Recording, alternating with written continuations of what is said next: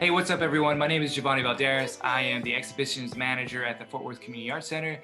Today, I'm joined by Tresyln Shipley. She currently has a show with us at the Art Center called Crowded Spaces. Tresyln, introduce yourself a little. Hi, thanks for having me.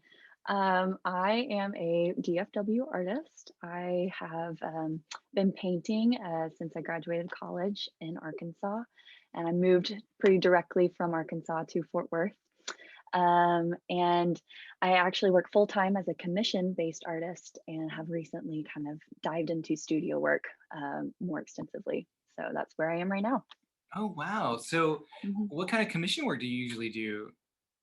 I do a lot of portraits as well as like recreated scenes. If people have special photographs or memories that they want to kind of memorialize on through a painting. My portraits are pretty bright, pretty colorful. That I like to do them with really fun expressions. I think that brings out the personality of the individual. So it's not every person's cup of tea, but it is a really fun experiment that I get to like engage with people through. Well, Yeah. speaking of kind of bright colors in your work, in the show that you have up right now at the Mm, Art Center, Crowded Spaces, you have some for me, I think it's really, diverse. Uh, I feel like it's mm, almost two bodies of work, but then they are mm, still the same in a sense that mhm, both kind of figurative. And what I appreciate about the smaller work that you have, it allows for more of an intimacy to occur, and mm, it draws the viewer in. And you're not really illustrating; you're kind of suggesting. And then for me, mhm, that the especially with the faces that you can see certain features, but you can't really pinpoint it. And I think for me, it allows the viewer to kind of see themselves reflected in the work. So I was wondering if you could talk about that process of choosing the background color, which is really, I mhm, think, really painterly in style, which I really mhm. appreciate. So I was wondering if you can walk us through that process. Yeah. I like what you said about the work, the collection being two bodies of work, 'cause that's actually how I see it as well. I have those really big kind of majestic crowds that are a little overwhelming to look at. And then complementary to them, I have these more refined, kind of zoned in um, individuals pulled out of their environment. So those individuals, I am a really, I rely pretty heavily on photo references. Mm. And so I kind of let the photos kind of come to me. And whenever I come across a photo from my own collection or from a friend's or a local photographer's, I know pretty quickly that it's going to make for a good painting. And so it's exciting to kind of discover those photos along the way. Um, so all the individuals that you're talking about are from specific moments, specific photographs. And then once I kind of paint the figures into the canvas, I then go about choosing the background color. And I think that the figures, the people inside the painting, they tend to tell me what colors they want their background to be. So that's been a fun kind of conversation to have, really with myself, but with the Yeah, painting.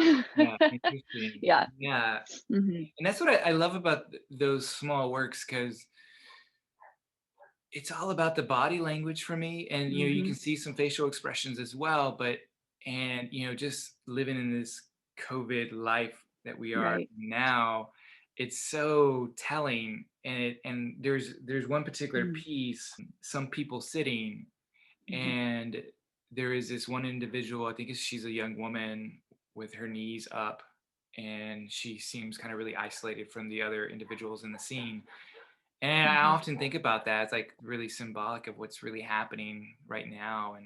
And so Hmm. in that work, was it painted during COVID? And did you what were your thoughts about that? And is that what you're Yeah. trying to imply?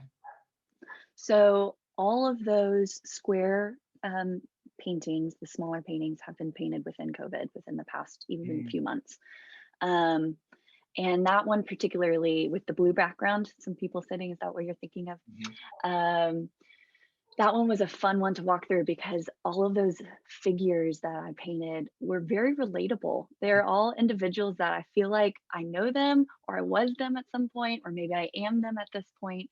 And yet they're like sitting together, which is not something we do right now, and they're not interacting with each other, but the fact that they can sit within 6 feet is just, I think, poignant in this time, and it feels very normal and also very abnormal to see that kind of very distinct moment of strangers collected on a step together. Yeah, yeah. And there's another piece where it's called some people texting. And I think normally it'd be just a random scene of two, I believe it's women who are Hmm. looking at a phone. And Hmm. but because of the where we're at right now, it's so indicative of who we Hmm. are as a society, that we're so connected to technology. What I love about some people texting is that it's two girls texting together on one device. They're not texting individually. It's this joint um, conversation that they're having, and they're both looking at the same thing. And that's really kind of the bottom line of my work in general, is these kind of moments of connection that we have with one another, and um, those like subtle in between moments that I think are what make everyday life so rich and meaningful. But just like captured in a moment is been really fun to try to narrate through my pieces. When we look at the crowded scenes, going from painting those scenes, Mm. because of COVID, has it changed your practice at all? Um, Definitely, it shifted a little bit. So at the beginning of 2020, in January, before the pandemic hit, I knew that I really wanted to dive deep into this concept of crowds. So I had this grand plan of traveling around the US throughout the spring and summer, gathering photos, really, doing the art tour. And obviously that got changed pretty quickly.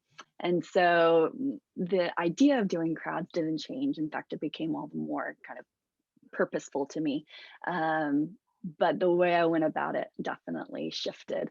Um, and so instead, I was getting to like reflect on previous events, and I got to like think through different important Fort Worth events as well. For me, it feels engaging. It feels like I get to be a part of a crowd once again. And I really get to look forward to the crowds that will come in the future, with hopefully sooner rather than later. There's one particular piece that I am really attracted to. It's Mm. called A Crowded Porch. And what I love about that is like your painting style, it starts to kind of become abstract in the background, and it becomes a completely different painting when you get up close to it. Mhm. So when you started out painting, were you trying to capture every detail and everything? And with that particular work, was it hard to kind of be that loose? That painting was fun to navigate because it was after I'd done a few crowded spaces, after I'd painted some of those crowds. Um, but I was really comfortable with navigating the painting itself. And that photo is from the Amon Carter right next door. And so I knew I wanted to paint that crowd because those events that the Amon Carter put on are fun to go to. They're often really hot, and you go and you're like having a good time. But looking back, like I think, oh, we took for granted that moment of getting to sit on this beautiful porch with the view of the city.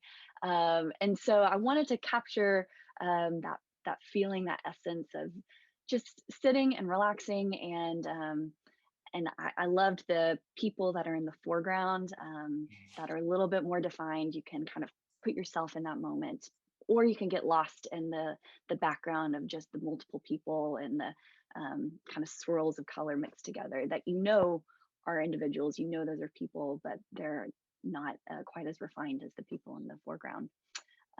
So it painting walking through that process of painting, it becomes really intuitive, specifically when you get like further into the distance.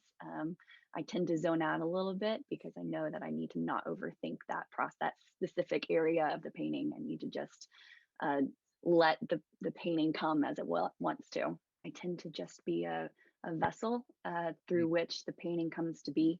Um, Sometimes they are truly my own, but often I think this painting was going to come into existence regardless of who painted it, and I get to be the one doing that, and it's really exciting and fulfilling. Yeah, well, good deal. So, as an artist who focuses on, social kind of scenery, Mm. things like that, how have you been coping with COVID and navigating this new world that we're in? Yeah, I have been actually living with my parents for a while, which is something that I think a lot of people have got to experience this year, and that's been a really beautiful thing. We have been able to do dinner times together, and so while I don't have quite the connection with maybe my social realm, I do have this connection with my family, and that's been really satisfying. So in a lot of ways, I feel very blessed to like have been given this space to continue to paint and continue to work as well as have that social interaction.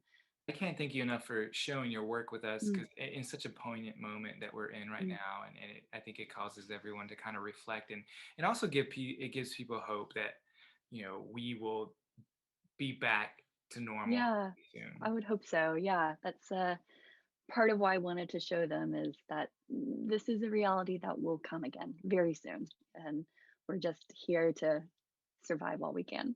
Right. Wow. Wow. So, Tresyln, before we go, how can people reach you if they wanted to find out more Mm. information about you? I have a website. It's my first and last name, so treslynshipley.com. I'm also on Instagram, same handle, Tresyln Shipley. That's, I think, the best avenue to find me. Uh, Tresyln, thank you so much for your time. It was a pleasure getting to know you, and yeah, we'll have Thanks so much for having me. This has been really fun. no problem. All right, guys. See y'all next time.